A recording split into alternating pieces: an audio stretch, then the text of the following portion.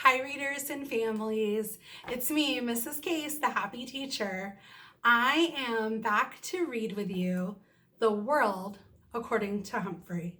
This book is written by Betty G. Birney, and the publisher is Penguin Books. So we have permission to share this story from Penguin Books, The World According to Humphrey. I absolutely love the story. I usually read this with my classes, and each year, it's actually been a couple of years since I've read it, but in each chapter, the character Humphrey shares kind of a new story about a family. So let's jump in. The World According to Humphrey. Chapter 1. The Return of Mrs. Brisbane. The return of Mrs. Brisbane. Today was the worst day of my life. Miss Mac left room 26 of Longfellow School for good, and that's bad. Worse yet, Mrs. Brisbane came back. Until today, I didn't even know there was a Mrs. Brisbane. Lucky me. Now I want to know, what was Miss Mac thinking? She must have known that soon she'd be leaving without me, and that Mrs. Brisbane would come back to room 26 and I'd be stuck with her. I still like, okay, love Miss Mac more than any human or hamster on earth. But what was she thinking? You can learn a lot about yourself by taking care of another species, she told me on the way home the day she got me. You'll teach those kids a thing or two. That's what she was thinking. I don't think she was thinking very clearly. I'm never going to squeak to her again. Of course, I'll probably never see her again because she's gone, gone, gone. But if she comes back, I'm not even going to look at her. And if you look, those 3 words, gone, gone, gone, are capitalized. I know that last sentence doesn't make sense. It's hard to make sense when your heart is broken. On the other hand, until Miss Mac arrived, I was going nowhere down at Petarama. My days were spent sitting around looking at a bunch of furry things in cages just like mine. We were treated all right. Regular meals, clean cages, music piped in all day. Over the music, Carl, the store clerk, would answer the phone. Open 9 to 9, 7 days a week. Corner of 5th and Alder, next to the Dairy Maid. Back then, I feared I'd never see 5th and Alder, much less the Dairy Maid. Sometimes I'd see human eyes and noses, not always as clean as they should be, poking up against the glass. Nothing ever came of it. The children were excited to see me, but the parents usually had other ideas. Oh, come see the fishes, Cornelia. So colorful and so much easier to take care of than a hamster, Mama might say. Or, no, Norbert, they have the cutest little puppies over here. After all, a dog is a boy's best friend. So there we were. Hamsters, gerbils, mice, and guinea pigs, not nearly as popular as the fish, cats, or dogs. I suspected that I'd be spinning my wheel at Petarama forever.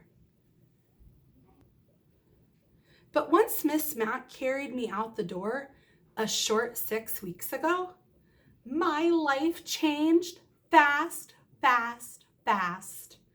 I saw 5th, I saw Alder, saw the dairymaid with the statue of a cow in an apron outside. Okay, so let's stop and think. Let's think about what good readers do. We've talked about this, the behaviors of strong readers. So strong readers self-monitor to make sure they understood what they just read about. So strong readers self-monitor to make sure they understand what they just read about. So what did we just read about? Who were the main characters? Where did the story take place? When is the story taking place? Those two things, where and when, those are the setting. That talks about the setting of the story. What is the character's main problem in the story? Why does the character have that problem? How do you think the character is going to solve the problem? So if you're not sure of those answers, it's okay to go back and reread. That is what great readers do. So go ahead and stop the video here. It's at about 6 minutes and 30 seconds, and go back and read it again. Okay, on to page 3. Good readers also go back and reread to find their place in the story. So I'm going to go back and read the end of page 2 again. But once Miss Mac carried me out the door a short 6 weeks ago, my life changed fast, fast, fast. I saw Fifth. I saw Alder. I saw the dairymaid with the statue of a cow in an apron outside. I was dozing when she first came to Petorama, as I do during the day because hamsters are more active at night. Hello, a warm voice awakened me. When I opened my eyes, I saw a mass of bouncy black curls, a big happy smile, huge dark eyes. She smelled of apples. It was love at first sight. Aren't you the bright-eyed one? She asked. And might I return the compliment? I replied. Of course it came out, squeak, squeak, squeak, as usual. Miss Mac opened up her purse with the big pink and blue flowers in it. On it, with the big pink and blue flowers on it.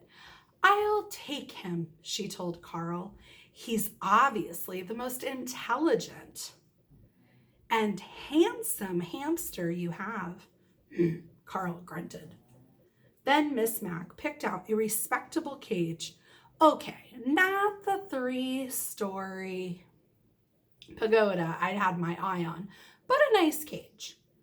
And soon, amid squeals of encouragement from my friends in the small pet department, from the teeniest white mouse to the lumbering chinchilla, I left Petorama with high hopes. We sped down the street in Miss Mac's bright yellow car. She called it a bug, but I could see it was really a car. She carried my cage up the stairs to her apartment. We ate apples. We watched TV. She let me run around outside my cage. She gave me my very own name, Humphrey, and she told me all about room 26, where we'd be going the next morning. And since you are an intelligent hamster who is going to school, I have a present for you, Humphrey, she said. Then she gave me a tiny little notebook and a tiny little pencil. I got these for you at the doll shop, she explained.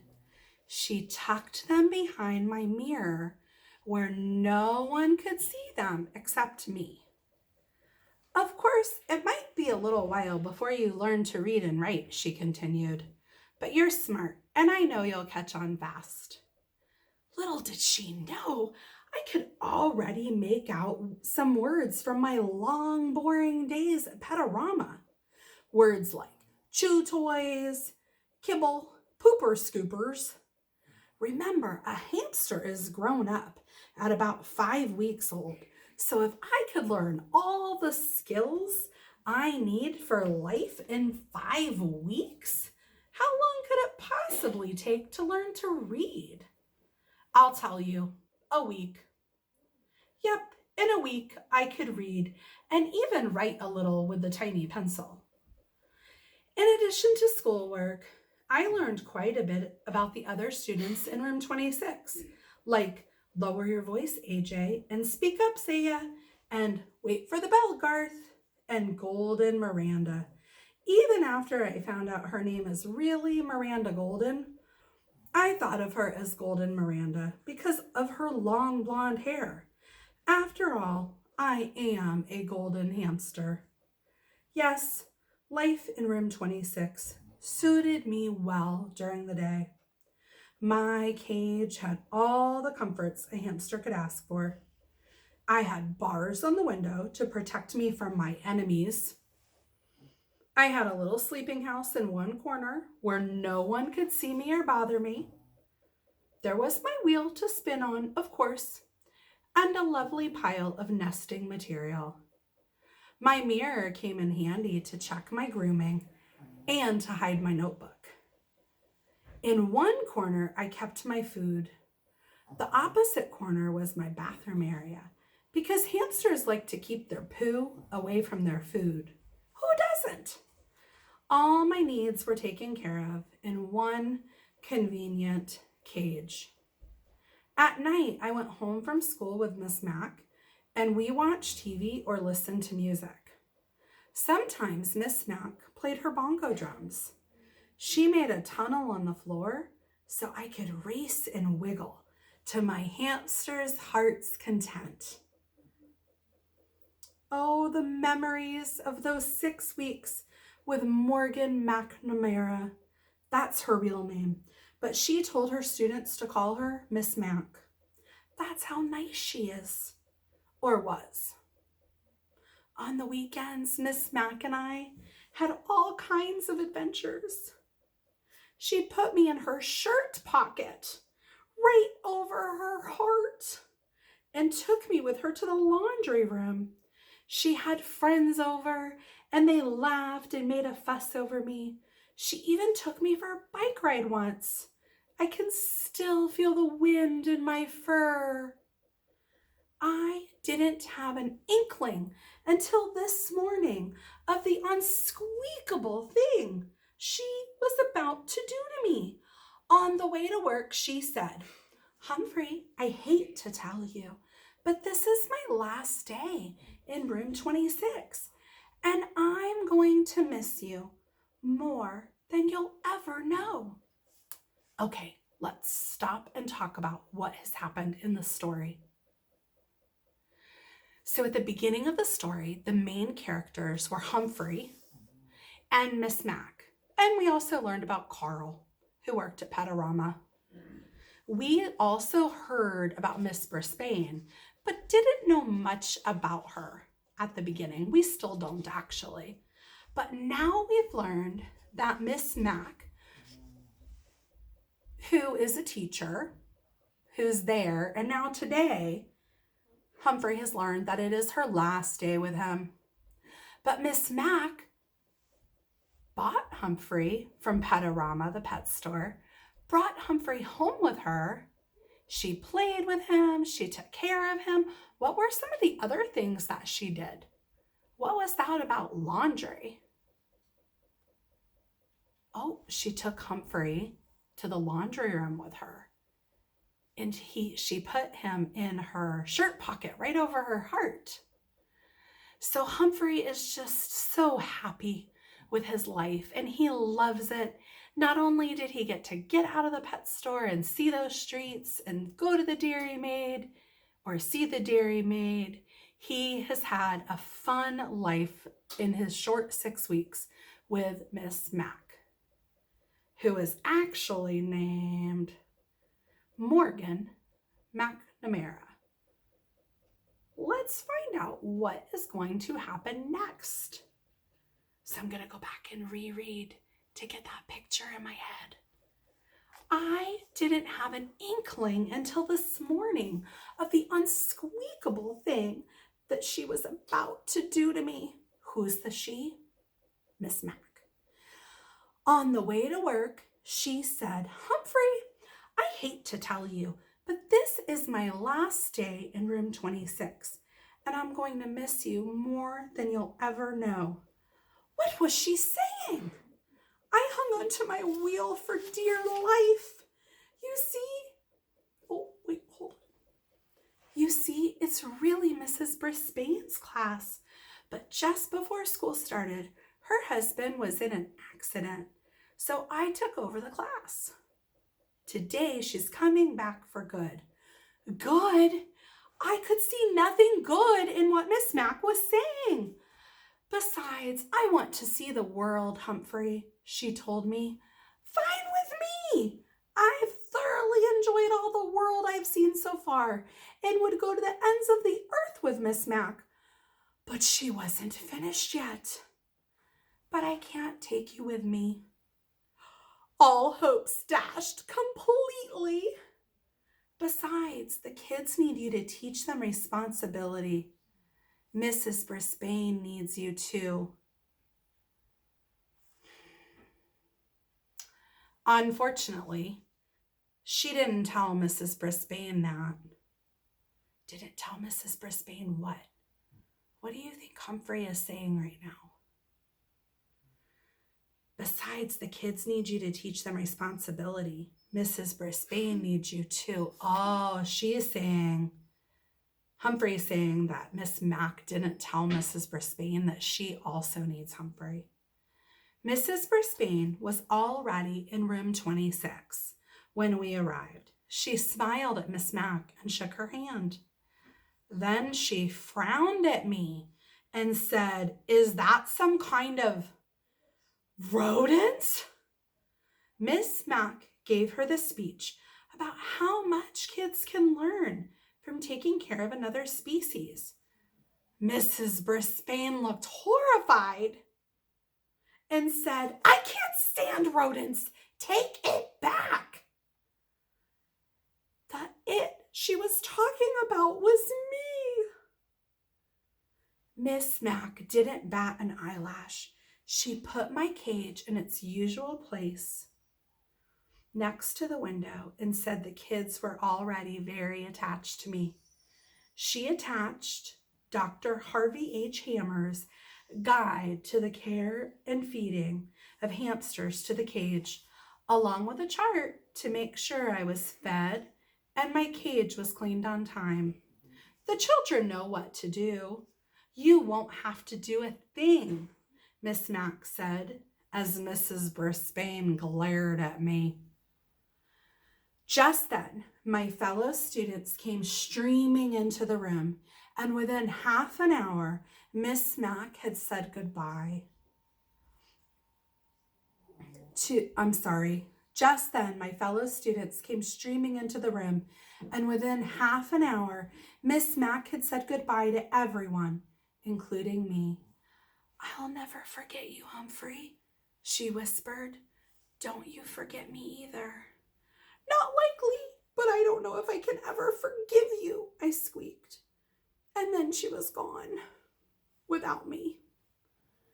Mrs. Brisbane didn't even come close to my cage until recess. Then she walked over and said, Mister, you've got to go. But she doesn't know my secret. The latch on my cage doesn't work. It never has. It's the lock that doesn't lock. So I've got news for Mrs. Brisbane. If I've got to go, it will be when and where I decide to go, not her.